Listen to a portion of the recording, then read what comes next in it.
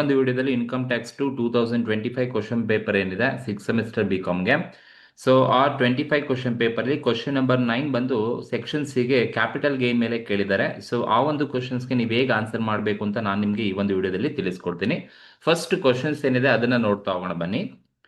Mister Madhu had 2 house. ಅಂದ್ರೆ mister ಮಧು ಹತ್ರ 2 house ಇದೆ. The first house was occupied by himself for his residence. ಅಂದ್ರೆ mister ಮಧು ಹತ್ರ 2 ಮನೆ ಇದೆ. ಮೊದಲನೇ ಹೌಸ್ ಅನ್ನ ಅವರೇ ಆಕ್ಯುಪೈ ಮಾಡಿದ್ದಾರೆ. ಸೊ ಅವರ ಒಂದು ರೆಸಿಡೆನ್ಸ್ಗೋಸ್ಕರ. ಈ got this house from is uncle as A gift. ನೋಡಿ, ಈ ಒಂದು ಮೊದಲನೇ ಮನೆಯನ್ನ ಹೇಗೆ ತಗೊಂಡ್ಬಂದಿದ್ದಾರೆ ಅಂತ ಹೇಳಿದ್ರೆ, ಸೊ ಆ ಒಬ್ಬ ಮಿಸ್ಟರ್ ಮಧುಗೆ ಗಿಫ್ಟ್ ಆಗಿ ಸಿಕ್ಕಿದೆ ಅಂತ ಹೇಳಿದ್ದಾರೆ. ಅವರ ಅಂಕಲ್ ಮಧುಗೆ ಗಿಫ್ಟ್ ಆಗಿ ಕೊಟ್ಟಿದ್ದಾರೆ. ಯಾವಾಗ ಅಂತ ಹೇಳಿದ್ರೆ 15th ಜುಲೈ 1988 ಅಲ್ಲಿ ಗಿಫ್ಟ್ ಆಗಿ ಕೊಟ್ಟಿದ್ದಾರೆ. Is uncle purchase this house in 1979. ನೋಡಿ, ಈ ಹೌಸ್ ಅನ್ನ ಪರ್ಚೇಸ್ ಮಾಡೋದು ಯಾವಾಗ ಅಂದ್ರೆ ಅವ್ರ ಅಂಕಲ್ 1979 ಅಲ್ಲಿ ಪರ್ಚೇಸ್ ಮಾಡಿದ್ದಾರೆ. ಎಷ್ಟಕ್ಕೆ ಅಂತ ಹೇಳಿದ್ರೆ for the cost of ₹84,000 purchase ಮಾಡಿದ್ದಾರೆ ಅಂತ ಅರ್ಥ. So it's fire market value as on 1/4/2001 was ₹2,55,000. ನೋಡಿ, ಅವ್ರ ಅಂಕಲ್ ಪರ್ಚೇಸ್ ಮಾಡಿದಾಗ ಅದರ ಕಾಸ್ಟು 1979 ಅಲ್ಲಿ 84,000 ಇತ್ತು. ಇವಾಗ ಅದು 2001 ಅಲ್ಲಿ ಅದರ ಒಂದು market value, fair market value FMV ಎಷ್ಟಿದೆಯಪ್ಪ ಅಂದ್ರೆ ₹2,55,000 ಇದೆ ಅಂತ ಹೇಳಿದ್ದಾರೆ. Madhu spent ₹22,500 on its improvement on 10/9/2004. ನೋಡಿ, ಮಧು ಏನ್ ಮಾಡಿದ್ದಾರೆ ಅಂದ್ರೆ 2004 ಅಲ್ಲಿ ₹22,500 ಅನ್ನ ಕಾಸ್ಟ್ ಆಫ್ ಇಂಪ್ರೂವ್ಮೆಂಟ್ ಅನ್ನ ಮಾಡಿದ್ದಾರೆ. ಸೊ ಇಂಪ್ರೂವ್ಮೆಂಟ್ ಮಾಡಿದ್ದಾರೆ. ಎಷ್ಟು ಕಾಸ್ಟ್ ಅಂತ ಹೇಳಿದ್ರೆ 22,500ಗೆ ಇಂಪ್ರೂವ್ಮೆಂಟ್ ಅನ್ನ ಮಾಡಿದ್ದಾರೆ. ಯಾವಾಗ ಅನ್ನೋದು ಇಂಪಾರ್ಟೆಂಟು, 10/9/2004 ಅಲ್ಲಿ ಅವರು ಇಂಪ್ರೂವ್ಮೆಂಟ್ ಅನ್ನ ಮಾಡಿರೋದು. And sold it on 30th November 2024. ನೋಡಿ, ಯಾವಾಗ ಸೇಲ್ ಮಾಡ್ತಾ ಇದ್ದಾರೆ ಅಂತ ಹೇಳಿದ್ರೆ 30th November 2024 ಅಲ್ಲಿ ಸೇಲ್ ಮಾಡ್ತಾ ಇದ್ದಾರೆ. ಫಾರ್ ₹35 lakh ಸೇಲ್ ಮಾಡ್ತಾ ಇದ್ದೀನಿ ಅಂತ ಇಲ್ಲಿ ಹೇಳಿದ್ದಾರೆ. ಮಿಸ್ಟರ್ ಮಧು ಹತ್ರ 2 ಮನೆ ಇದೆ. ಮೊದಲನೇ ಮನೆಯನ್ನ ಅವನೇ ರೆಸಿಡೆನ್ಸ್ಗೋಸ್ಕರ ಇಟ್ಕೊಂಡಿದ್ದಾರೆ. ಮೊದಲನೇ ಮನೆಯನ್ನ ಅವರ ಒಂದು ರೆಸಿಡೆನ್ಸ್ ಪರ್ಪಸ್ ಅವರೇ ಯೂಸ್ ಮಾಡ್ತಾ ಇದ್ದಾರೆ. ಆ ಒಂದು ಹೌಸ್ ಅನ್ನ ಅವರ ಅಂಕಲ್ ಇಂದ ಗಿಫ್ಟ್ ಆಗಿ ತಗೊಂಡಿದ್ದಾರೆ 1988 ಅಲ್ಲಿ. ಅವ್ರ ಅಂಕಲ್ ಆ ಹೌಸ್ ಅನ್ನ 1979 ಅಲ್ಲಿ ಪರ್ಚೇಸ್ ಮಾಡ್ಕೊಂಡಿದ್ರಂತೆ 84,000ಗೆ. ಸೊ ಇವಾಗ ಅದ್ರ ಮಾರ್ಕೆಟ್ ವ್ಯಾಲ್ಯೂ 2001 ಅಲ್ಲಿ 2,55,000 ಇತ್ತು ಅಂತ ಹೇಳಿದ್ದಾರೆ. ಅಂಡ್ ಅವನು ಮಧು ಗಿಫ್ಟ್ ಆಗಿ ತಗೊಂಡಾದ್ಮೇಲೆ 10/9/2004 ಅಲ್ಲಿ 22,500 ಇಂಪ್ರೂವ್ಮೆಂಟ್ ಮಾಡಲಿಕ್ಕೆ ಬೇರ್ ಮಾಡಿದ್ದಾನೆ. ಅಂಡ್ 30th November ಅಲ್ಲಿ ಅವನು ಸೇಲ್ ಮಾಡ್ತಾ ಇದ್ದಾನೆ, ₹35 lakh ಸೇಲ್ ಮಾಡ್ತಾ ಇದ್ದಾರೆ ಅಂತ ಹೇಳಿದ್ದಾರೆ. ಹಾಗೆ ಕಂಟಿನ್ಯೂ ಮಾಡ್ತಾ ಹೇಳಿದ್ದಾರೆ. ಈ purchase another house for his residence. ನೋಡಿ, ಅವನು ಹೊಸದಾಗಿ ಆ ಒಂದು ಹಳೆ ಒಂದು ಹೌಸ್ ಅನ್ನ ಸೇಲ್ ಮಾಡಿದ್ದಾದ್ಮೇಲೆ ಈ ಪರ್ಚೇಸ್ ಅನದರ್ ನ್ಯೂ ಹೌಸ್ ಅನ್ನ ಪರ್ಚೇಸ್ ಮಾಡಿದ್ದಾನೆ ಇಸ್ ರೆಸಿಡೆನ್ಸ್ಗೋಸ್ಕರ. 25th February 2025 ಅಲ್ಲಿ ಪರ್ಚೇಸ್ ಮಾಡಿದ್ದಾರೆ. ಫಾರ್ ₹4,50,000ಗೆ ಪರ್ಚೇಸ್ ಮಾಡಿದ್ದಾರೆ ಅಂತ ಹೇಳಿದ್ದಾರೆ. ಸೊ ಇದು ಮೊದಲನೇ ಹೌಸ್ಗೆ ಸಂಬಂಧಪಟ್ಟ ಡೀಟೇಲ್ ಇಷ್ಟು ಕೂಡ ಇರೋದು. First house related information.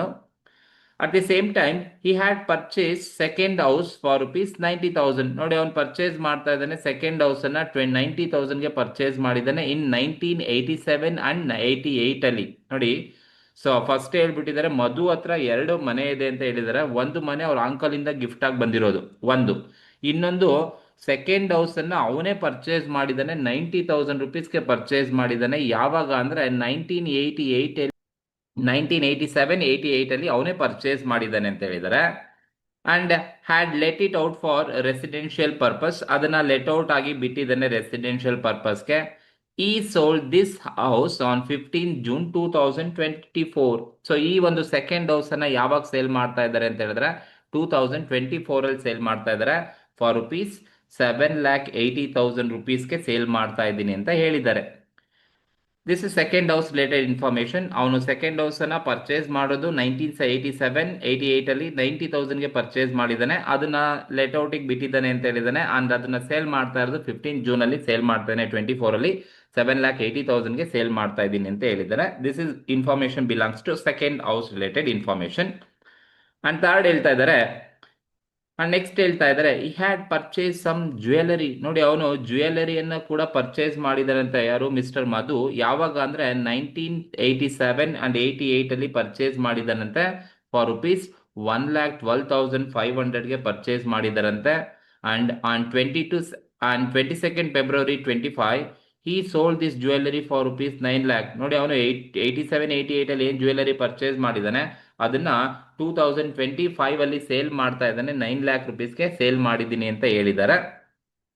Next ಏನಿದೆಯಪ್ಪ ಅಂದ್ರೆ he had also purchase machinery on 1/1/2009 ಅಲ್ಲಿ ಮಿಷನರಿಯನ್ನ ಪರ್ಚೇಸ್ ಮಾಡಿದ್ದಾನೆ. 1/1/2009 ಅಲ್ಲಿ 40,000 ಪರ್ಚೇಸ್ ಮಾಡಿದ್ದಾನೆ. And sold it for 50,000 on 1/4/2024 ಅಲ್ಲಿ ಸೇಲ್ ಮಾಡ್ತಾ ಇದ್ದಾನೆ. That is sale. Sold an sense sale ಮಾಡ್ತಾ ಇದ್ದಾರೆ, 24 ಅಲ್ಲಿ ಸೇಲ್ ಮಾಡ್ತಾ ಇದ್ದಾರೆ. ಎಷ್ಟಕ್ಕೆ ಅಂದ್ರೆ 40,000 ಪರ್ಚೇಸ್ ಮಾಡಿಕೊಂಡು 50,000 ಸೇಲ್ ಮಾಡ್ತಾ ಇದ್ದಾನೆ. The WDV of the machinery as on 1/4/2024 ಅಲ್ಲಿ written down value, WDV value ಆ ಒಂದು ಮಿಷನರಿದು 1/4/24 ಅಲ್ಲಿ ಎಷ್ಟಿತ್ತಪ್ಪ ಅಂದ್ರೆ 25,000 ಇದೆ ಅಂತ ಹೇಳಿದ್ದಾರೆ. ಕಾಸ್ಟ್ ಇನ್ಫ್ಲೇಷನ್ ಇಂಡೆಕ್ಸ್ ಬಂದು ಅವರೇ ಕ್ವಶನ್ ಅಲ್ಲಿ ಕೊಟ್ಟಿರ್ತಾರೆ ಆಯಾ ವರ್ಷನ, ಸೊ ಅದನ್ನ ಕರೆಕ್ಟ್ ಆಗಿ ನೋಡ್ಕೊಳ್ಳಿ, ಆಯಾ ವರ್ಷ ಕೊಟ್ಟಿರ್ತಾರೆ. Compute taxable capital gain of mister Madhu for the assessment year 25-26. ಇದು ಕ್ವಶನ್ 25 ಅಲ್ಲಿ ಕೇಳಿರೋದು. ನಾನು ಕ್ವಶನ್ ಅಲ್ಲಿ ಸ್ಮಾಲ್ ಚೇಂಜಸ್ ಅನ್ನ ಮಾಡ್ಕೊಂಡಿದ್ದೀನಿ, ಯಾಕೆಂದ್ರೆ ಈ ಒಂದು ಅಸೆಸ್ಮೆಂಟ್ ಇಯರಿಗೆ ತಕ್ಕನಾಗೆ ನಾನು ಮಾಡಬೇಕು ಅಂತ ಹೇಳಿದ್ರೆ ನಾನು ಸೋಲ್ಡ್ ಡೇಟ್ ಏನ್ ಕೊಟ್ಟಿದ್ದಾರೆ ಕ್ವಶನ್ ಅಲ್ಲಿ ಅದನ್ನೆಲ್ಲ ಚೇಂಜ್ ಮಾಡ್ಕೊಂಡಿದ್ದೀನಿ. ನೀವೆಲ್ಲೆಲ್ಲಿ ಸೇಲ್ ಅಂತ ನೋಡ್ತಿರೋ ಅದನ್ನೆಲ್ಲ ನಾನು 2024 ಮಾಡ್ಕೊಂಡಿರ್ತಕ್ಕಂಥದ್ದು ಅಪ್ಡೇಟ್ ಮಾಡಿದ್ದೀನಿ ಕರೆಂಟ್ ಇಯರ್ಗೆ ಅಪ್ಲಿಕಬಲ್ ಆಗಲಿ ಅಂತ.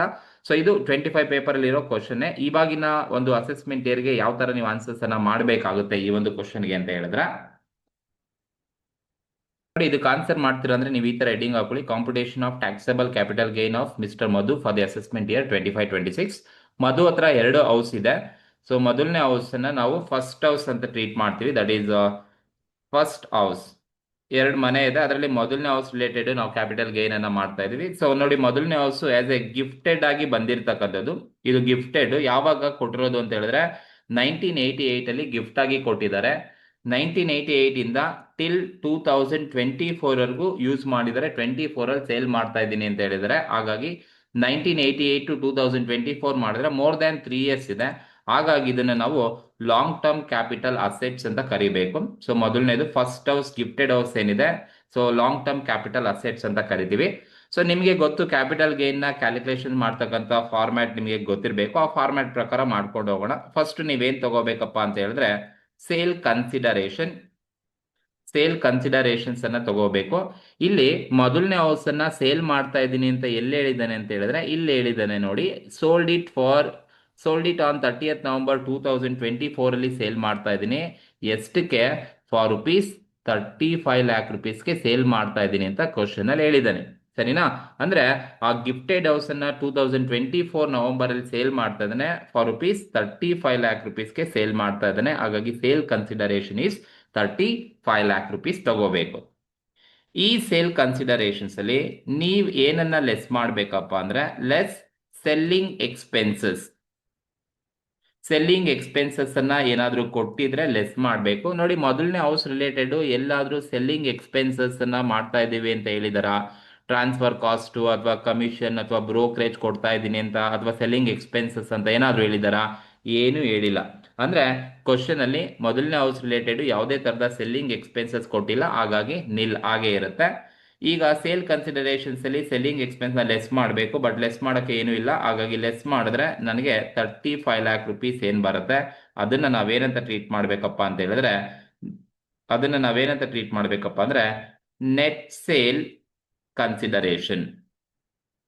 ಇದನ್ನ ನಾವು ನೆಟ್ ಸೇಲ್ ಕನ್ಸಿಡರೇಷನ್ಸ್ ಅಂತ ಕರಿತೀವಿ, ₹35 lakh. ಈ ನೆಟ್ ಸೇಲ್ ಕನ್ಸಿಡರೇಷನ್ ನ ತಗೊಂಡಾದ್ಮೇಲೆ ನೀವು ಏನನ್ನ ಲೆಸ್ ಮಾಡ್ಬೇಕಪ್ಪ ಅಂದ್ರೆ less indexed cost of acquisition.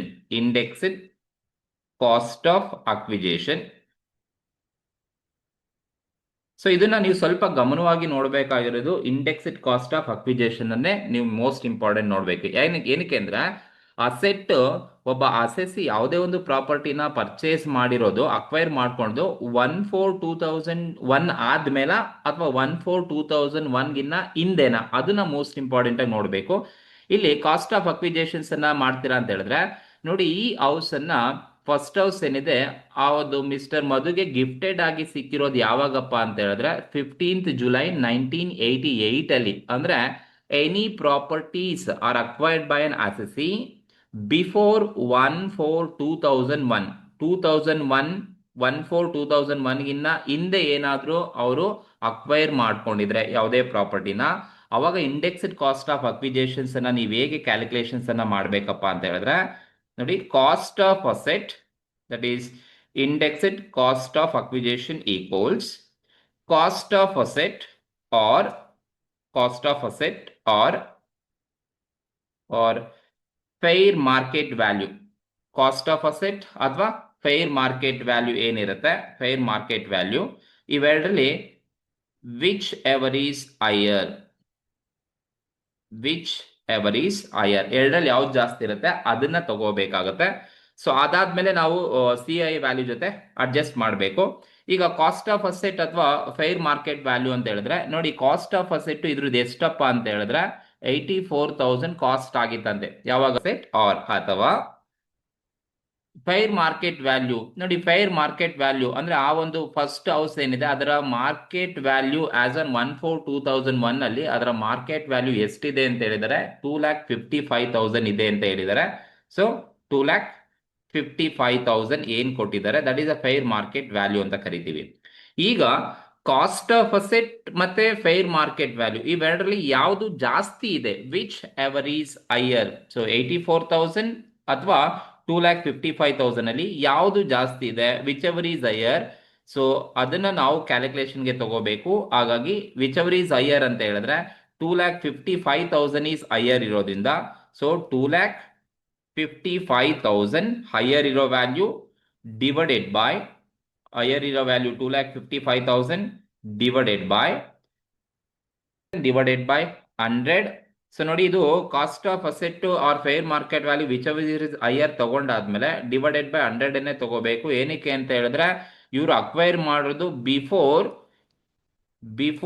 1/4/2001 ಗಿನ್ನ ಹಿಂದೆ ಅಕ್ವೈರ್ ಮಾಡ್ಕೊಳ್ಳೋದು. ಹಾಗಾಗಿ 1/4/2001 ಗಿನ್ನ ಹಿಂದೆ ಏನೇ ಅಕ್ವೈರ್ ಮಾಡ್ಕೊಂಡು ಕೂಡ ಕಾಸ್ಟ್ ಆಫ್ ಅಸೆಟ್ ಅಥವಾ ಫೇರ್ ಮಾರ್ಕೆಟ್ ವ್ಯಾಲ್ಯೂ ಎರಡು ಕಂಪೇರ್ ಮಾಡಿ ಅದರಲ್ಲಿ ಯಾವುದು ಜಾಸ್ತಿ ಇದೆ ಅದು ತಗೊಳ್ಳಿ, ಡಿವೈಡೆಡ್ ಬೈ 100 ಇಂಟು ಸೇಲ್ ಮಾಡ್ತಾ ಇರೋದು ಯಾವ ವರ್ಷಪ್ಪ ಅಂತ ಹೇಳಿದ್ರೆ ಅವನು 2024 ಅಲ್ಲಿ ಸೇಲ್ ಮಾಡ್ತಾ ಇದ್ದಾನೆ. ಹಾಗಾಗಿ 2024-25 ನ CII ವ್ಯಾಲ್ಯೂ ಎಷ್ಟಿದೆಯಪ್ಪ ಅಂದ್ರೆ 363 ಇದೆ. ಸೊ 363 ತಗೋಬೇಕು. ಅರ್ಥ ಆಯ್ತಾ?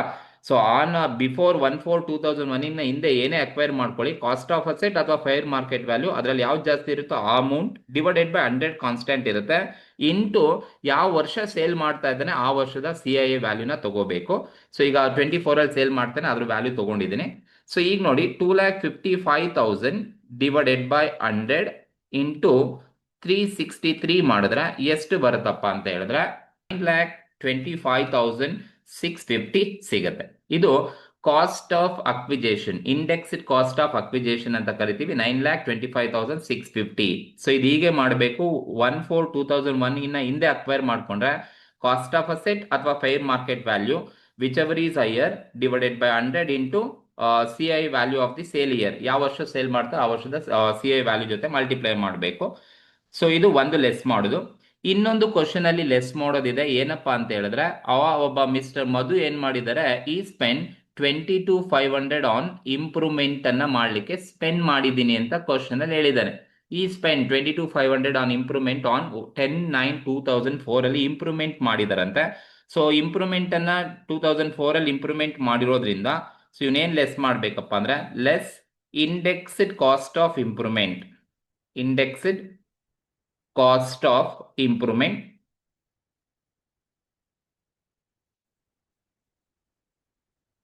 ಇಂಡೆಕ್ಸ್ಡ್ ಕಾಸ್ಟ್ ಆಫ್ ಇಂಪ್ರೂವ್ಮೆಂಟ್ ಅನ್ನ ಲೆಸ್ ಮಾಡಬೇಕಾಗುತ್ತೆ. ಸೊ ನೋಡಿ ಇಂಡೆಕ್ಸ್ಡ್ ಕಾಸ್ಟ್ ಆಫ್ ಇಂಪ್ರೂವ್ಮೆಂಟ್ ಅನ್ನ ಲೆಸ್ ಮಾಡ್ತೀರಾ ಅಂತ ಹೇಳಿದ್ರೆ ಯಾವ ತರ ನೀವು ಕ್ಯಾಲ್ಕುಲೇಷನ್ ಮಾಡಬೇಕು ಅಂದ್ರೆ, ಸೊ ಕಾಸ್ಟ್ ಆಫ್ ಇಂಪ್ರೂವ್ಮೆಂಟ್ ಎಷ್ಟು ಅವನು ಕಾಸ್ಟ್ ಇಂಪ್ರೂವ್ಮೆಂಟ್ ಕಾಸ್ಟ್ ಇರೋದು 22,500 ಈಸ್ ಅನ್ ಇಂಪ್ರೂವ್ಮೆಂಟ್ ಕಾಸ್ಟ್ ಇರ್ತಕ್ಕಂಥದ್ದು. ದಟ್ ಈಸ್ ಡಿವೈಡೆಡ್ ಬೈ ಯಾವ ವರ್ಷ ಅವರು ಇಂಪ್ರೂವ್ಮೆಂಟ್ ಅನ್ನ ಮಾಡ್ತಾ ಇರೋದಪ್ಪ ಅಂತ ಹೇಳಿದ್ರೆ 2004 ಅಲ್ಲಿ ಇಂಪ್ರೂವ್ಮೆಂಟ್ ಅನ್ನ ಮಾಡ್ತಾ ಇರೋದು. ಹಾಗಾಗಿ ಇಂಪ್ರೂವ್ಮೆಂಟ್ ಮಾಡ್ತಾ ಇದ್ದಾನೆ ಅಂತ ಹೇಳಿದ್ರೆ 2004 ಅಲ್ಲಿ 2004 ನ CII ವ್ಯಾಲ್ಯೂ ಎಷ್ಟಿದೆಯಪ್ಪ ಅಂದ್ರೆ 113 ಇದೆ. ಸೊ 22,000 ಡಿವೈಡೆಡ್ ಬೈ ಇಂಪ್ರೂವ್ಮೆಂಟೆಡ್ ಇಯರ್ ನ CII ವ್ಯಾಲ್ಯೂ ತಗೋಬೇಕು. ಈಗ 2004 ಅಲ್ಲಿ ಇಂಪ್ರೂವ್ಮೆಂಟ್ ಮಾಡಿದ್ದಾರೆ ಅಂತ ಹೇಳಿದ್ರೆ 2004 ಅಲ್ಲಿ ಕಾಸ್ಟ್ ಇನ್ಫ್ಲೇಷನ್ ಇಂಡೆಕ್ಸ್ ಬಂದು 113 ಇದೆ. ಸೊ ಹಾಗಾಗಿ ಎಷ್ಟು ಅಮೌಂಟ್ ಇಂಪ್ರೂವ್ಮೆಂಟ್ ಮಾಡ್ತಾ ಇದ್ದಾನೆ, ಅದು ಯಾವ ವರ್ಷ ಇಂಪ್ರೂವ್ಮೆಂಟ್ ಆಗಿರೋದು ಆ ವರ್ಷದ CII ವ್ಯಾಲ್ಯೂ ತಗೋಬೇಕು. ಇಂಟು ಸೇಲ್ ಮಾಡ್ತಾ ಇರೋದು ಯಾವ ವರ್ಷ 24 ಅಲ್ಲಿ ಸೇಲ್ ಮಾಡ್ತಾರೆ. ಹಾಗಾಗಿ 24ದು sale CII value of the 24 ಎಷ್ಟಿದಪ್ಪ ಅಂದ್ರೆ 363 ಇರುತ್ತೆ. ಸೊ ಇಷ್ಟನ್ನ ನೀವು ಮಲ್ಟಿಪ್ಲೈ ಮಾಡಿ 22,500 ಡಿವೈಡೆಡ್ ಬೈ 113 ಇಂಟು 363 ಮಾಡಿದ್ರೆ ನಿಮಗೆ ಎಷ್ಟು ಬರುತ್ತಪ್ಪ ಅಂತ ಹೇಳಿದ್ರೆ ಇಂಡೆಕ್ಸ್ಡ್ ಕಾಸ್ಟ್ ಆಫ್ ಇಂಪ್ರೂವ್ಮೆಂಟ್ ಎಷ್ಟು ಬರುತ್ತೆ ಅಂದ್ರೆ 72,279 ನಮಗೆ ಇಂಡೆಕ್ಸ್ಡ್ ಕಾಸ್ಟ್ ಆಫ್ ಇಂಪ್ರೂವ್ಮೆಂಟ್ ಸಿಗುತ್ತೆ. ಸರಿನಾ? ಸೊ ಇದು ಇಂಡೆಕ್ಸ್ಡ್ ಕಾಸ್ಟ್ ಆಫ್ ಇಂಪ್ರೂವ್ಮೆಂಟ್ ಮತ್ತೆ ಇಂಡೆಕ್ಸ್ಡ್ ಕಾಸ್ಟ್ ಆಫ್ ಅಕ್ವಿಜೇಷನ್ ಅಂತ ಕರಿತೀವಿ. ಸೊ ಈಗ ನೀವೇನ್ ಮಾಡಿ ಅಂದ್ರೆ ಈ 35 ಲ್ಯಾಕ್ ರುಪೀಸ್ ಏನು ನೆಟ್ ಸೇಲ್ ಕನ್ಸಿಡರೇಷನ್ಸ್ ಏನ್ ಬಂದಿದೆ, ಸೊ ಇದರಲ್ಲಿ ಸೊ ನೀವು ಇವೆರಡು ಕೂಡ ಲೆಸ್ ಮಾಡಿದಾಗ ನಿಮಗೆ ಬರ್ತಕ್ಕಂಥದ್ದು gross long term capital gain ಸಿಗುತ್ತೆ. ದಿಸ್ ಇಸ್ ಗ್ರಾಸ್ LTCG ಅಂತ ಟ್ರೀಟ್ ಮಾಡ್ತೀವಿ. ಸೊ ಲೆಸ್ ಮಾಡಿದ್ರೆ 35 ಲ್ಯಾಕ್ ರುಪೀಸ್ ಅಲ್ಲಿ ಮೈನಸ್ 9,25,650 ಮೈನಸ್ 72,279 ಎರಡು ಲೆಸ್ ಮಾಡಿದ್ರೆ ನಮಗೆ ಎಷ್ಟು ಬರುತ್ತಪ್ಪ ಅಂತ ಹೇಳಿದ್ರೆ 25 ಲ್ಯಾಕ್ ಗ್ರಾಸ್ ಬಂದು 25,02,071 ರೂಪೀಸ್ ಸಿಗುತ್ತೆ. 25,02,070 ರೂಪೀಸ್ ನಮಗೆ ಸಿಗುತ್ತೆ.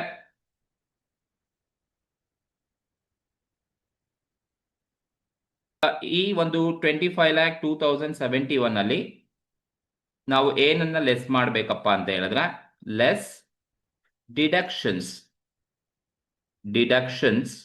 ಅಂಡರ್ ಸೆಕ್ಷನ್ 54 ಡಿಡಕ್ಷನ್ಸ್ ಅನ್ನ ಲೆಸ್ ಮಾಡಬೇಕು. ಏನಕ್ಕೆ ಅಂತ ಹೇಳಿದ್ರೆ ನೋಡಿ ಅಲ್ಲಿ ಅದೇ ಒಂದು ಮೊದಲನೇ ಹೌಸ್ ಪರ್ಚೇಸ್ ಮಾಡ್ಬೇಕಾದ್ರೆ ಅವನು ಹೇಳಿದಾನೆ, so purchase another house for his residence 25th February 2025 for rupees 4,50,000 ಅಂದ್ರೆ ಅವನು ಏನು ಹೊಸ ಹೌಸ್ ಅನ್ನ ಪರ್ಚೇಸ್ ಮಾಡಿದಾನೆ ಅಂತ ಹೇಳಿದಾನೆ. ಸೊ ಹೊಸ ಹೌಸ್ ಅನ್ನ ಪರ್ಚೇಸ್ ಮಾಡಿರೋದು ಎಷ್ಟಕ್ಕಪ್ಪ ಅಂತ ಹೇಳಿದ್ರೆ 4,50,000ಗೆ ಪರ್ಚೇಸ್ ಮಾಡಿದಾನಂತೆ. ಪರ್ಚೇಸ್ ಮಾಡೋದ್ರಿಂದ ಸೊ ಅವನು ಡಿಡಕ್ಷನ್ ಸಿಗುತ್ತೆ. ಡಿಡಕ್ಷನ್ ಅಂಡರ್ ಸೆಕ್ಷನ್ 54 ನ ಪ್ರಕಾರ ಸೊ ಯಾವ ತರ ನೀವು ತಗೋಬೇಕು ಅಂತ ನಿಮಗೆ ಗೊತ್ತಿದೆ. That is new house purchase ಅಥವಾ ಇನ್ವೆಸ್ಟ್ಮೆಂಟ್, ಯಾವ ತರ ಬೇಕಾದ್ರೂ ತಗೊಳ್ಳಿ. ನ್ಯೂ ಹೌಸ್ ಪರ್ಚೇಸ್ ಅಥವಾ ಇನ್ವೆಸ್ಟ್ಮೆಂಟ್. ನ್ಯೂ ಹೌಸ್ ಪರ್ಚೇಸ್ ಮಾಡ್ತಾ ಇರೋದು ಎಷ್ಟಕ್ಕಪ್ಪ ಅಂತ ಹೇಳಿದ್ರೆ ಕ್ವಶನ್ ಅಲ್ಲಿ ಎಷ್ಟು ಕೊಟ್ಟಿದ್ದಾರೆ ಅಂದ್ರೆ 4,50,000ಗೆ ಪರ್ಚೇಸ್ ಮಾಡ್ತಾ ಇದ್ದೀನಿ ಅಂತ ಹೇಳಿದಾನೆ. That is a new investment ಅಥವಾ ನ್ಯೂ ಹೌಸ್ ಪರ್ಚೇಸ್, ಯಾವ ತರ ತಗೊಳ್ಳಿ. ಸೊ ನ್ಯೂ ಹೌಸ್ ಪರ್ಚೇಸ್ ಮಾಡ್ತಾ ಇರೋದು 4,50,000ಗೆ ಆರ್ ಅಥವಾ ನಮ್ಗೆ ಇನ್ನೇನ್ ತಗೋಬೇಕು ಅಂದ್ರೆ gross capital gain, gross long term capital gain. ಎಷ್ಟು ಬಂದಿದೆ long term capital gain gross 25,02,071 rupees ನಮ್ಗೆ ಏನ್ ಬಂದಿದೆ 2,071 ರೂಪೀಸ್ ಏನ್ ಬಂದಿದೆ. ಸೊ ಇವೆರಡರಲ್ಲಿ ಸೊ ಹೊಸದಾಗಿ ಇನ್ವೆಸ್ಟ್ಮೆಂಟ್ ಮಾಡ್ತಿರೋ ವ್ಯಾಲ್ಯೂ ಅಥವಾ ಗ್ರಾಸ್ ಕ್ಯಾಪಿಟಲ್ ಗೈನ್ ಏನ್ ಬಂದಿದೆ, ಸೊ ಇವೆರಡರಲ್ಲಿ ವಿಚ್ ಎವರ್ ಈಸ್ ಲೋಯರ್, ಯಾವುದು ಕಡಿಮೆ ಇದೆ ಅದನ್ನ ತಗೋಬೇಕು. ವಿಚ್ ಎವರ್ ಈಸ್ ಲೋಯರ್, ಯಾವ್ದು ಕಡಿಮೆ ಇದೆ, ಹೊಸದಾಗಿ ಪರ್ಚೇಸ್ ಮಾಡ್ತಾ ಇರೋದು 4,50,000 ಅಥವಾ ಗ್ರಾಸ್ ಕ್ಯಾಪಿಟಲ್ ಗೈನ್ ಬಂದು 25,02,071. ಇವೆರಡರಲ್ಲಿ ಯಾವ್ದು ಕಡಿಮೆ ಇದೆಯಪ್ಪ ಅಂತ ಹೇಳಿದ್ರೆ 25,02,071 ಎರಡರಲ್ಲಿ ಯಾವ್ದು ಕಡಿಮೆ ಇದೆಯಪ್ಪ ಅಂದ್ರೆ 4,50,000 ಕಡಿಮೆ ಇದೆ. ಸೊ 4,50,000 ಅನ್ನ ತಗೋಬೇಕು ಡಿಡಕ್ಷನ್ಸ್ಗೆ. ಯಾವ್ದು ಕಡಿಮೆ ಇರುತ್ತೋ ಅದು ತಗೋಬೇಕು. ಹೊಸದಾಗಿ ಇನ್ವೆಸ್ಟ್ಮೆಂಟ್ ಮಾಡ್ತಾ ಇರೋದು ಎಷ್ಟು ಅಥವಾ ಗ್ರಾಸ್ ಕ್ಯಾಪಿಟಲ್ ಗೈನ್ ಎಷ್ಟು ಬಂದೆ, ಎರಡರಲ್ಲಿ ಯಾವ್ದು ಕಡಿಮೆ ಇದೆ ಅದನ್ನ ತಗೋಬೇಕು. ಈಗ 25,02,071 ನಲ್ಲಿ 25,02,071 ನಲ್ಲಿ ಮೈನಸ್ 4,50,000 ನ ಲೆಸ್ ಮಾಡಿದ್ರೆ ಸೊ ಎಷ್ಟು ಬರುತ್ತಪ್ಪ ಅಂತ ಹೇಳಿದ್ರೆ ಸೊ 20,52,071 ರೂಪೀಸ್ ಏನ್ ಬರುತ್ತೆ. This is called as taxable long term capital gain ಅಂತ ಕರಿತೀವಿ. ಸೊ ಇದು taxable long term capital gain for first house related ಇರ್ತಕ್ಕಂಥ ಇನ್ಫಾರ್ಮೇಶನ್. ಸೊ ಇದು ಮೊದಲನೇ ಹೌಸ್ ರಿಲೇಟೆಡ್ ಹೀಗೆ ಆನ್ಸರ್ಸ್ ಅನ್ನ ನೀವು ಮಾಡಬೇಕು, ಸರಿನಾ? ನೆಕ್ಸ್ಟ್, ಮಿಸ್ಟರ್ ಮಧು ಹತ್ರ 2 ಹೌಸ್ ಇರೋದ್ರಿಂದ ಫಸ್ಟ್ ಹೌಸ್ ಆದ್ಮೇಲೆ ಸೆಕೆಂಡ್ ಬಂದು ಬಿ ಏನ್ ತಗೋಬೇಕಪ್ಪ ಅಂತ ಹೇಳಿದ್ರೆ second house. So second house ನ ಅವ್ನು ಏನ್ ಮಾಡಿದ್ದಾನೆ ಅಂದ್ರೆ ಲೆಟ್ ಔಟ್ ಮಾಡಿದೀನಿ ಅಂತ ಕ್ವಶನ್ ಅಲ್ಲಿ ಅವರೇ ಹೇಳಿದ್ದಾರೆ. ಸೊ ಸೆಕೆಂಡ್ ಹೌಸ್ ಕೂಡ ಲೆಟ್ ಔಟ್ ಮಾಡಿದೀನಿ ಅಂತ ಅವರೇ ಕ್ವಶನ್ಸ್ ಅಲ್ಲಿ ಹೇಳಿರೋದ್ರಿಂದ ಜಸ್ಟ್ ಲೆಟ್ ಔಟ್ ಅಂತ ಬರ್ಕೊಂಡಿರ್ತೀನಿ ಅಷ್ಟೇ. ಸೊ ನೋಡಿ, ಕ್ವಶನ್ ಅಲ್ಲಿ ಅವ್ರು ಹೇಳಿದ್ರೆ ಮಧು ಹತ್ರ 2 ಮನೆ ಇದೆ ಅಂತ ಹೇಳಿದ್ರೆ ನಾವು ಈಗ ಏನ್ ಆನ್ಸರ್ ಮಾಡಿದ್ವಿ ಅದೆಲ್ಲ ಫಸ್ಟ್ ಹೌಸ್ ರಿಲೇಟೆಡ್ ಇನ್ಫಾರ್ಮೇಶನ್. ಅದೇ ತರ ನೆಕ್ಸ್ಟ್ ಹೇಳಿದಾನೆ ಈ ಪರ್ಚೇಸ್ ಸೆಕೆಂಡ್ ಹೌಸ್ ಅನ್ನ ಪರ್ಚೇಸ್ ಮಾಡಿದಾನೆ ಅಂತ ಹೇಳಿದ್ರೆ ಹಾಗಾಗಿ ಸೆಕೆಂಡ್ ಹೌಸ್ ರಿಲೇಟೆಡ್ ನಾವು ಕ್ಯಾಪಿಟಲ್ ಗೈನ್ ಅನ್ನ ಮಾಡಬೇಕಾಗುತ್ತೆ. So that is second house, ಅದು ಲೆಟ್ ಔಟ್ ಮಾಡಿದೀನಿ ಅಂತ ಕ್ವಶನ್ ಅಲ್ಲಿ ಹೇಳಿರೋದ್ರಿಂದ as it is same method ಅನ್ನ ಫಾಲೋ ಮಾಡಿ.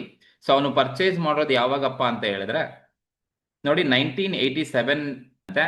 ಅದನ್ನ ಸೇಲ್ ಮಾಡ್ತಾ ಇರೋದು ಯಾವಾಗ ಅಂದ್ರೆ ಸೊ 24 ಅಲ್ಲಿ ಸೇಲ್ ಮಾಡ್ತಾ ಇದ್ದೀನಿ ಅಂತ ಹೇಳಿದಾನೆ, ಸರಿನಾ? ಜೂನ್ 24 ಅಲ್ಲಿ ಸೇಲ್ ಮಾಡ್ತಾ ಇದ್ದೀನಿ ಅಂತ ಹೇಳಿದ್ದಾರೆ. ಸೊ 87 ಇಂದ 24 ಅಂದ್ರೆ ಮೋರ್ ದನ್ 3 ಇಯರ್ಸ್ ಆಯ್ತು. ಹಾಗಾಗಿ ಲಾಂಗ್ ಟರ್ಮ್ ಕ್ಯಾಪಿಟಲ್ ಅಸೆಟ್ಸ್ ಅಂತ ಕರಿತೀವಿ. So this is also second house let out ಮಾಡೋದು ಕೂಡ ಸೊ 1987 ಇಂದ ಹಿಡಿದು 2024 ವರೆಗೂ ಇದೆ. ಹಾಗಾಗಿ so long term capital assets ಅಂತ ಕರೀತಾ ಹೋಗ್ತೀವಿ.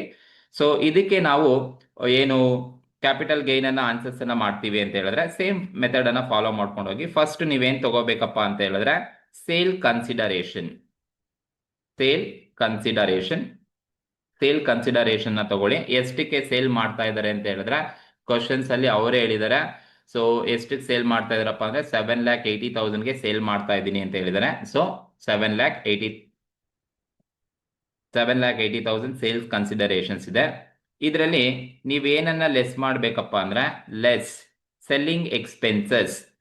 ಸೆಲ್ಲಿಂಗ್ ಎಕ್ಸ್ಪೆನ್ಸಸ್ ಕ್ವಶನ್ ಅಲ್ಲಿ ಯಾವ್ದಾದ್ರು ಸೆಲ್ಲಿಂಗ್ ಎಕ್ಸ್ಪೆನ್ಸಸ್ ಇದೆಯಾ ಅಂದ್ರೆ ಸೆಕೆಂಡ್ ಹೌಸ್ ರಿಲೇಟೆಡ್ ನೋಡಿ ಯಾವುದೇ ತರದ ಸೆಲ್ಲಿಂಗ್ ಎಕ್ಸ್ಪೆನ್ಸಸ್ ಇಲ್ಲ. ಇಲ್ಲಿ ಹೇಳಿದಾನೆ he had purchase second house ಅನ್ನ 90,000ಗೆ ಪರ್ಚೇಸ್ ಮಾಡಿದ್ದಾನೆ, ಲೆಟ್ ಔಟ್ ಕೊಟ್ಟಿದ್ದಾನೆ, ಸೇಲ್ ಮಾಡಿದ್ದೀನಿ ಅಂತ ಹೇಳಿದಾನೆ ಅಷ್ಟೇ, ಯಾವುದೇ ಎಕ್ಸ್ಪೆನ್ಸಸ್ ಕೊಟ್ಟಿಲ್ಲ. ಹಾಗಾಗಿ ನಾವೇನ್ ಮಾಡ್ಬೇಕು ಅಂದ್ರೆ ಸೊ ಸೆಲ್ಲಿಂಗ್ ಎಕ್ಸ್ಪೆನ್ಸಸ್ ನಿಲ್ ಇರುತ್ತೆ. ಈಗ 7,80,000 ಅಲ್ಲಿ ಸೆಲ್ಲಿಂಗ್ ಎಕ್ಸ್ಪೆನ್ಸ್ ನಿಲ್ ಅನ್ನ ಲೆಸ್ ಮಾಡಿದ್ರೆ ನನಗೆ 7,80,000 ಆಗೇ ಬರುತ್ತೆ. ಸೊ ಇದನ್ನ ನಾವೇನಂತ ಕರಿತೀವಪ್ಪ ಅಂತ ಹೇಳಿದ್ರೆ ನೆಟ್ ಸೇಲ್ ಕನ್ಸಿಡರೇಷನ್ಸ್ ಅಂತ ಟ್ರೀಟ್ ಮಾಡಬೇಕು. That is net sale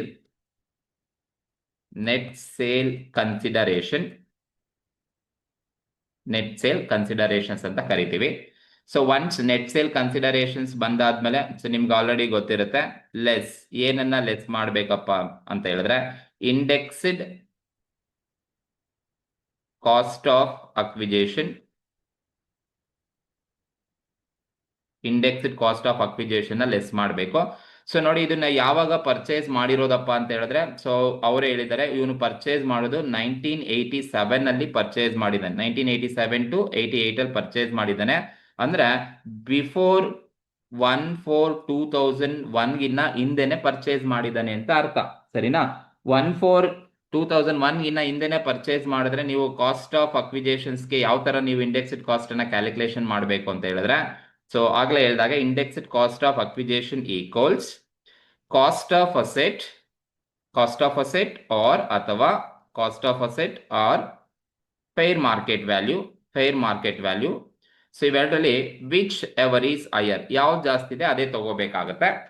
so ಇಲ್ಲಿ ಕಾಸ್ಟ್ ಆಫ್ ಅಸೆಟ್ ಎಷ್ಟಿದ್ಯಪ್ಪ ಅಂತ ಹೇಳಿದ್ರೆ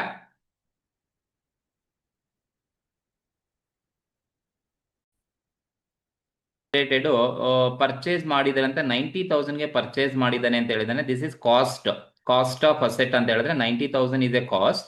ಬಟ್ ಇಲ್ಲೆಲ್ಲಾದ್ರೂ ಫೈರ್ ಮಾರ್ಕೆಟ್ ವ್ಯಾಲ್ಯೂ ಕೊಟ್ಟಿದ್ದಾರೆ ಅಂದ್ರೆ ನೋಡಿ second house related fair market value ಕೊಟ್ಟಿಲ್ಲ, ಬರೀ ಕಾಸ್ಟ್ ಮಾತ್ರ ಕೊಟ್ಟಿದ್ದಾರೆ. ಸೊ ಹಾಗಾಗಿ ಫೈರ್ ಮಾರ್ಕೆಟ್ ವ್ಯಾಲ್ಯೂ ಕೊಟ್ಟಿಲ್ಲ ಅಂತ ಹೇಳಿದ್ರೆ ಸೊ ನಿಮಗೆ ಬರೀ ಕಾಸ್ಟ್ ಮಾತ್ರ ಇರುತ್ತೆ. ಹಾಗಾಗಿ ಡೈರೆಕ್ಟ್ ಆಗಿ ನೀವು 90,000 ತಗೋಬಹುದು. ಕಾಸ್ಟ್ ಆಫ್ ಅಸೆಟ್ 90,000 ಅಥವಾ fire market value whichever is higher ತಗೋಬೇಕು. ಬಟ್ ಕ್ವಶನ್ ಅಲ್ಲಿ ಕಾಸ್ಟ್ ಆಫ್ ಅಸೆಟ್ ಕೊಟ್ಟಿದ್ದಾನೆ, ಫೈರ್ ಮಾರ್ಕೆಟ್ ವ್ಯಾಲ್ಯೂ ಕೊಟ್ಟಿಲ್ಲ ಅಂದ್ರೆ 0 ಇದೆ ಅಂತ ಅರ್ಥ. ಜಾಸ್ತಿ ಇರೋದು ಯಾವ್ದಪ್ಪ ಅಂದ್ರೆ 90,000 ಇರುತ್ತೆ. ಸೊ ಹಾಗಾಗಿ ಸೊ ನೀವು ಕಾಸ್ಟ್ ಆಫ್ ಅಸೆಟ್ 90,000 ಇರೋದ್ರಿಂದ ಸೊ 90,000 ಡಿವೈಡೆಡ್ ಬೈ 1/4/2001 ಗಿನ್ನ ಹಿಂದೆ ಇರೋದ್ರಿಂದ ಡಿವೈಡೆಡ್ ಬೈ 100 ಇಂಟು ಸೇಲ್ ಮಾಡ್ತಾ ಇರೋದು 2024 ಅಲ್ಲಿ ಆಗಿರೋದ್ರಿಂದ 363 ಜೊತೆ ನೀವು ಮಲ್ಟಿಪ್ಲೈನ ಮಾಡ್ಕೋಬೇಕಾಗತ್ತೆ. ಸೊ ಸಿಂಪ್ಲಿಫೈ ಮಾಡಿ 90,000 ಡಿವೈಡೆಡ್ ಬೈ 100 ಇಂಟು 363 ಮಾಡಿದ್ರೆ ನಿಮಗೆ ಎಷ್ಟು ಬರುತ್ತಪ್ಪ ಅಂತ ಹೇಳಿದ್ರೆ ಇಂಡೆಕ್ಸ್ಡ್ ಕಾಸ್ಟ್ ಆಫ್ ಅಕ್ವಿಜೇಷನ್ 3,26,700 ಅವ್ರಿಗೆ ಇಂಡೆಕ್ಸ್ಡ್ ಕಾಸ್ಟ್ ಆಫ್ ಅಕ್ವಿಜೇಷನ್ ಸಿಗುತ್ತೆ. ಸೊ ಈಗ ಈ ನೆಟ್ ಸೇಲ್ ಅಲ್ಲಿ ಈ ಇಂಡೆಕ್ಸ್ಡ್ ಕಾಸ್ಟ್ ಆಫ್ ಅಕ್ವಿಜೇಷನ್ಸ್ ಅನ್ನ ಲೆಸ್ ಮಾಡಿ, there is no cost of improvement in second house ಅಲ್ಲಿ ಯಾವುದೇ ತರದ ಇಂಪ್ರೂವ್ಮೆಂಟ್ ಇಲ್ಲ. ಹಾಗಾಗಿ -7,80,000 ಅಲ್ಲಿ 3,26,700 ನ ಲೆಸ್ ಮಾಡಿದ್ರೆ ಎಷ್ಟು ಬರುತ್ತಪ್ಪ ಅಂತ ಹೇಳಿದ್ರೆ 4,53,300 ಏನ್ ಬರುತ್ತೆ. This is called as gross LTCG ಅಂತ ಕರಿತೀವಿ. That is gross long term capital gain, gross long term capital gain ಅಂತ ಟ್ರೀಟ್ ಮಾಡ್ತೀವಿ. ಸೊ ಇದರಲ್ಲಿ ನಾವೇನ್ ಲೆಸ್ ಮಾಡಬೇಕು ಅಂದ್ರೆ, ಸೊ ಈಗ ನೀವೇನ್ ಮಾಡ್ಬೇಕಪ್ಪ ಅಂದ್ರೆ ಲೆಸ್ ಎಕ್ಸಂಪ್ಷನ್. ಸೊ ಸಾರಿ, ಇಲ್ಲಿ ಎಕ್ಸಂಪ್ಷನ್ಸ್ ಅಂತ ತಗೊಳ್ಳಿ, ಡಿಡಕ್ಷನ್ಸ್ ಅಂತ ಬರ್ಕೋಬೇಡಿ. Exemption, this is exemption under section 54. So ಇಲ್ಲೂ ಕೂಡ ಅಷ್ಟೇ ಎಕ್ಸಂಪ್ಷನ್ ಅಂಡರ್ ಸೆಕ್ಷನ್ 54 ಪ್ರಕಾರ ಎಕ್ಸಂಪ್ಷನ್ಗೆ ಹೋಗ್ತೀರಾ ಅಂದ್ರೆ, ಸೊ ಯಾವುದೇ ತರಹದ ನ್ಯೂ ಪರ್ಚೇಸ್ ಡೀಟೇಲ್ಸ್ ಕೊಟ್ಟಿಲ್ಲ, ಹಾಗಾಗಿ ಎಕ್ಸಂಪ್ಷನ್ಸ್ ಇಲ್ಲಿ ಬರೋದಿಲ್ಲ, ನಿಲ್ಲಿರುತ್ತೆ. ಸೊ ಹಾಗಾಗಿ ನಿಮಗೆ 4,53,300 ಏನ್ ಬರುತ್ತೆ. This is called as taxable long term capital gain ಅಂತ ಕರಿತೀವಿ. So this is taxable long term capital gain. Second one ಹೌಸ್ಗೆ ಇರ್ತಕ್ಕಂಥದ್ದು 4,53,300 rupees ನಮಗೆ ಲಾಂಗ್ ಟರ್ಮ್ ಕ್ಯಾಪಿಟಲ್ ಗೈನ್ ಸಿಗುತ್ತೆ. ನೆಕ್ಸ್ಟ್ ಬಂದು ಸಿ ಅಸೆಟ್ಸ್ ಹತ್ರ ಇನ್ನೊಂದು ಅಸೆಟ್ಸ್ ಇದೆ. ಯಾವ್ದಪ್ಪ ಅಂತ ಹೇಳಿದ್ರೆ ಕ್ವಶನ್ಸ್ ಅನ್ನ ನೋಡಿದ್ರೆ ನೋಡಿ. ಸೊ ಫಸ್ಟ್ ಹೌಸ್ ಆಯ್ತು, ಸೆಕೆಂಡ್ ಹೌಸ್ ಆಯ್ತು. ಈ ಪರ್ಚೇಸ್ ನೋಡಿ, ಅವನು ಪರ್ಚೇಸ್ ಮಾಡಿದಾನಂತೆ ಸಮ್ ಜ್ಯುವೆಲರಿಯನ್ನ ಪರ್ಚೇಸ್ ಮಾಡಿದ್ದೀನಿ ಅಂತ ಹೇಳಿದಾನೆ. ಜ್ಯುವೆಲರಿ ಕೂಡ ಅಸೆಟ್ ಆಗಿರೋದ್ರಿಂದ ಸೊ ಜ್ಯುವೆಲರಿಗೆ ನಾವು ಕ್ಯಾಪಿಟಲ್ ಗೈನ್ ಅನ್ನ ಕ್ಯಾಲ್ಕುಲೇಷನ್ಸ್ ಅನ್ನ ಮಾಡಬೇಕಾಗುತ್ತೆ. ಥರ್ಡ್ ಒನ್ ಜ್ಯುವೆಲರಿಗೆ ಕ್ಯಾಪಿಟಲ್ ಗೈನ್ ಅನ್ನ ನೋಡಿ. ಜ್ಯುವೆಲರಿ ಯಾವಾಗ ಪರ್ಚೇಸ್ ಮಾಡಿರೋದು ಅಂತ ಹೇಳಿದಾರಪ್ಪ, ದಿಸ್ ಇಸ್ ಆಲ್ಸೋ 1987 ಇಂದ 1988 ಅಲ್ಲಿ ಪರ್ಚೇಸ್ ಮಾಡಿದ್ದಾನೆ. ಸೇಲ್ ಮಾಡ್ತಾ ಇರೋದು 22 ಫೆಬ್ರವರಿ 2025 ಅಲ್ಲಿ ಸೇಲ್ ಮಾಡ್ತಾ ಇದ್ದೀನಿ ಅಂತ ಹೇಳಿದ್ದಾರೆ. ಸೊ ಹಾಗಾಗಿ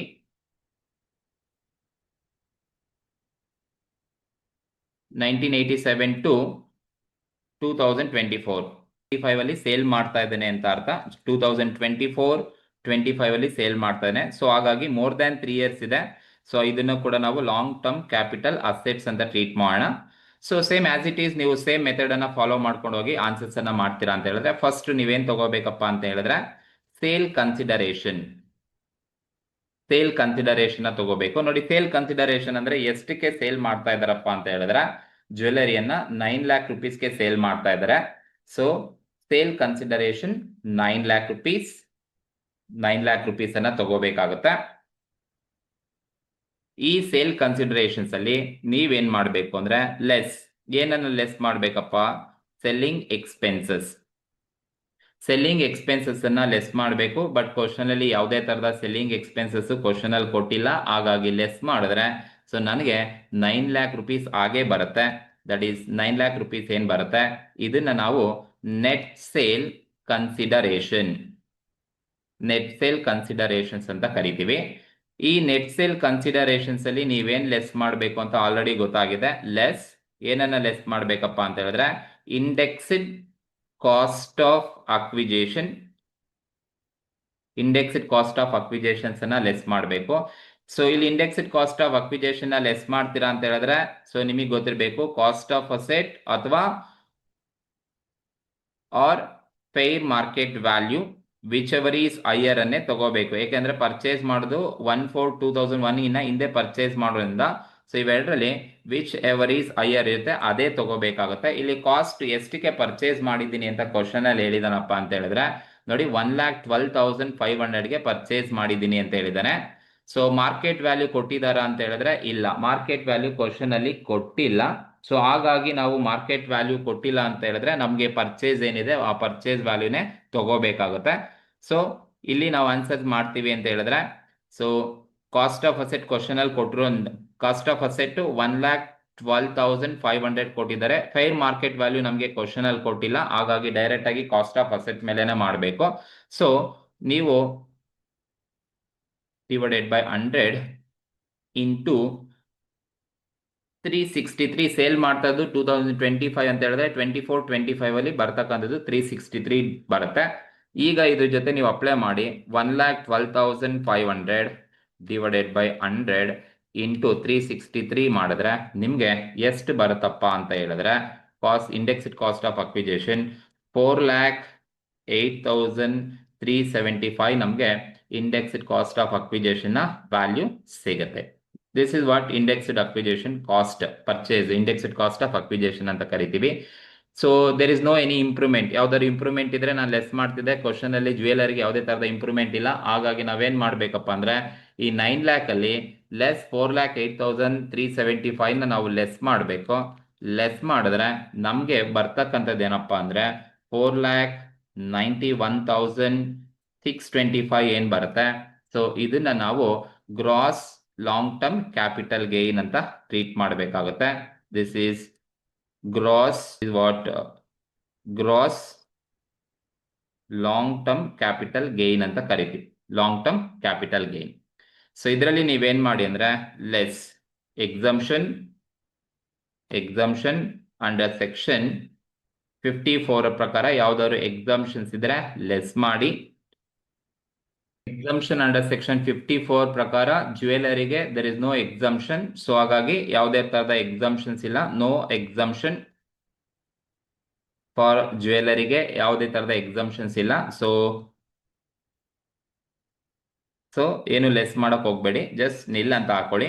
ಸೊ ಈಗ ಬರ್ತಕ್ಕಂಥದ್ದು ನಿಮ್ಗೆ ಎಷ್ಟು ಅಮೌಂಟ್ ಬರುತ್ತೆ 4,91,625 ಏನ್ ಸಿಗುತ್ತೆ. ಸೊ ಇದನ್ನ ನಾವು ಅಂತ ಟ್ರೀಟ್ ಮಾಡಬೇಕು. This is what taxable capital gain. This is taxable long term capital gain ಅಂತ ಕರಿತೀವಿ. ಸೊ ಇದು ಮೂರನೇದು ಜ್ಯುವೆಲರಿಗೆ ಇರ್ತಕ್ಕಂಥದ್ದು 4,91,625 ಸಿಗುತ್ತೆ. ಸರಿನಾ? ಸೊ ಇದ್ರ ಜೊತೆ ಇನ್ನೇನಾದ್ರು ಇನ್ಫಾರ್ಮೇಶನ್ ಇದೆಯಾ ಅಂದ್ರೆ 4ನೇದು ಇನ್ನೊಂದು ಇನ್ಫಾರ್ಮೇಶನ್ ಕೊಟ್ಟಿದ್ದಾನೆ. ಈ ಆಲ್ಸೋ ಪರ್ಚೇಸ್ ಮಿಷಿನರಿಯನ್ನ ಪರ್ಚೇಸ್ ಮಾಡಿದ್ದಾನೆ.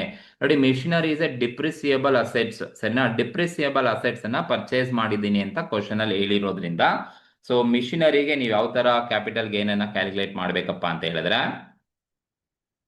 ಸೊ ನೋಡಿ ನೆಕ್ಸ್ಟ್ 4th ಬಂದಿರೋದು ಮಿಷಿನರಿನ ಪರ್ಚೇಸ್ ಮಾಡಿದ್ದೀನಿ ಅಂತ ಹೇಳಿದ್ರೆ machinery is A depreciable asset. ನೀವು ಯಾವುದೇ ಡಿಪ್ರಿಸಿಯೇಬಲ್ ಅಸೆಟ್ ಅನ್ನ ತಗೊಳ್ಳಿ, ಅದು ಯಾವಾಗಲೂ ಕೂಡ ಶಾರ್ಟ್ ಟರ್ಮ್ ಕ್ಯಾಪಿಟಲ್ ಅಸೆಟ್ ಆಗೇ ಇರುತ್ತೆ. ಯಾವುದೇ ಡಿಪ್ರಿಸಿಯೇಬಲ್ ಅಸೆಟ್ ತಗೊಂಡ್ರು ಕೂಡ ಅದು short term capital asset. So as per the format ಪ್ರಕಾರ ನಾವು ಕ್ಯಾಪಿಟಲ್ ಗೇನ್ ನ ಮಾಡ್ತೀವಿ ಅಂತ ಹೇಳಿದ್ರೆ ಫಸ್ಟ್ ನೀವೇನ್ ತಗೋಬೇಕಪ್ಪ ಅಂತ ಹೇಳಿದ್ರೆ ಸೇಲ್ ಕನ್ಸಿಡರೇಷನ್ ನ ತಗೋಬೇಕು.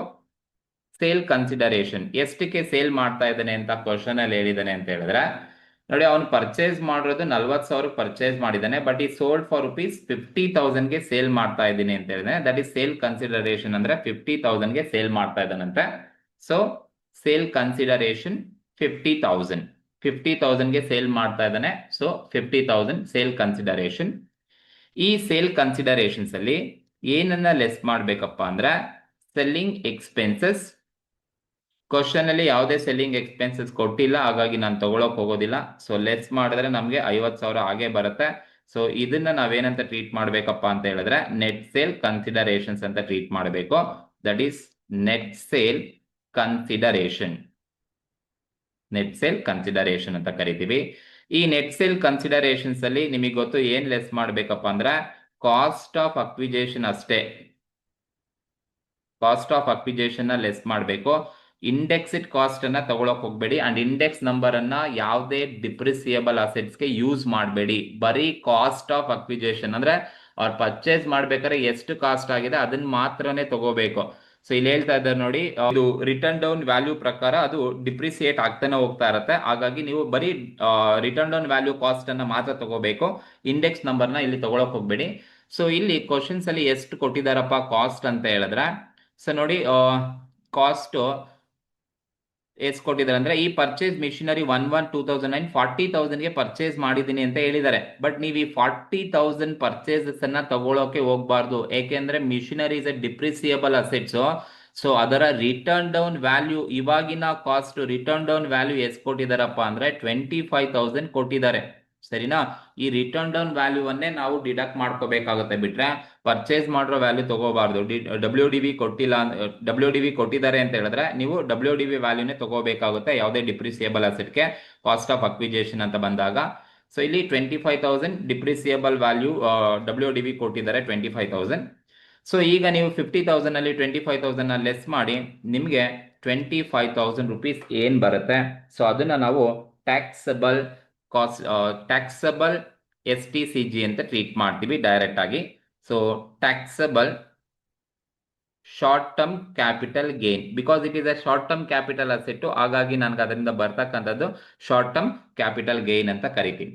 ಸೊ ಈ ತರ ನೀವು 4 ಅಸೆಟ್ಸ್ ಕೂಡ, ಸೊ ಶಾರ್ಟ್ ಟರ್ಮ್ ಕ್ಯಾಪಿಟಲ್, ಈ ತರ 4 ಅಸೆಟ್ಸ್ ಕೂಡ ನೀವು ಕ್ಯಾಪಿಟಲ್ ಗೇನ್ ಅನ್ನ ಮಾಡಬೇಕಾಗುತ್ತೆ. ಸೊ ಈಗ ನೀವು 4 ಟೋಟಲ್ ಅನ್ನ ಮಾಡಿದ್ರೆ ನಿಮ್ಗೆ total capital gain, so total ಮಾಡ್ಕೊಂಡ್ರೆ, ಸೊ ಫಸ್ಟ್ ಒನ್ಗೆ ಎಷ್ಟಿದೆಯಪ್ಪ ಅಂತ ಹೇಳಿದ್ರೆ 20,52,071 rupees ಪ್ಲಸ್ ಎರಡನೇ ಹೌಸ್ಗೆ ಬಂದು 4,53,300 ಪ್ಲಸ್ ಮೂರನೇ ಅಸೆಟ್ ಜ್ಯುವೆಲರಿಗೆ ಬಂದ್ರೆ ಎಷ್ಟಿದೆಯಪ್ಪ ಅಂದ್ರೆ 4,91,625 ಇದೆ, ಪ್ಲಸ್ ನಾಲ್ಕನೇದು ಶಾರ್ಟ್ ಟರ್ಮ್ ಕ್ಯಾಪಿಟಲ್ ಅಸೆಟ್ ಇದೆ 25,000 ಇದೆ. ಇಷ್ಟು ಟೋಟಲ್ ಮಾಡಿದ್ರೆ ಎಷ್ಟು ಬರುತ್ತಪ್ಪ ಟೋಟಲ್ ಟ್ಯಾಕ್ಸಬಲ್ ಕ್ಯಾಪಿಟಲ್ ಗೇನ್ ಅಂತ ಬಂದರೆ ಎಷ್ಟು ಬರುತ್ತೆ ಅಂತ ಹೇಳಿದ್ರೆ 30,21,996 ನನಗೆ ಟ್ಯಾಕ್ಸಬಲ್ ಟೋಟಲ್ ಕ್ಯಾಪಿಟಲ್ ಗೇನ್ ಇಂದ ಎಷ್ಟು ಟ್ಯಾಕ್ಸಬಲ್ ಅಂತ ಇನ್ಫಾರ್ಮೇಶನ್ ಸಿಗುತ್ತೆ. ಸೊ ಇದು ಈ ಒಂದು ಕ್ವಶನ್ 2025 ಅಲ್ಲಿ ಕ್ವಶನ್ ನಂಬರ್ 9 ಆಗಿ ಕೇಳಿರ್ತಕ್ಕಂಥದಕ್ಕೆ ಇರ್ತಕ್ಕಂಥ ಆನ್ಸರ್. ಸರಿನಾ? ಸೊ ಇದು ಈ ಒಂದು ಕ್ವಶನ್ಗೆ ಇರೋದು. ಸೊ ಇದರಲ್ಲಿ ಏನಾದ್ರು ನಿಮಗೆ ಡೌಟ್ಸ್ ಅಥವಾ ಕನ್ಫ್ಯೂಷನ್ಸ್ ಇದ್ರೆ ನನಗೆ ಕಮೆಂಟ್ ಮೂಲಕ ತಿಳಿಸಿ. ಸೊ ಇನ್ ಕೇಸ್ ಏನಾದ್ರು ಮಿಸ್ಟೇಕ್ ಇದ್ರೆ ಕಮೆಂಟ್ ಮೂಲಕ ಅದನ್ನು ಕೂಡ ತಿಳಿಸಿ. Okay, thank you.